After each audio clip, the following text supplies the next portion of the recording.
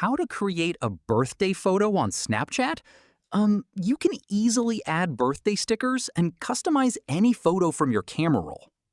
First, open the Snapchat app and log into your account. Once you're logged in, tap Memories in the bottom left corner. At the top, select Camera Roll. Now, choose the photo you want to use for your birthday post. Tap the three dots in the top right corner and select Edit Photo.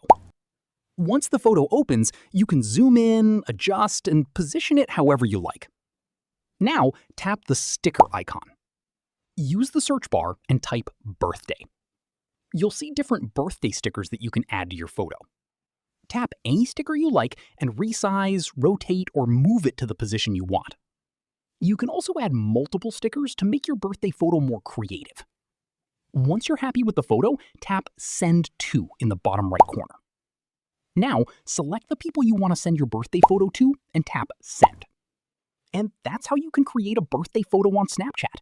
If this tutorial helped you, don't forget to like this video, subscribe for more helpful Snapchat tutorials, and I'll see you in the next.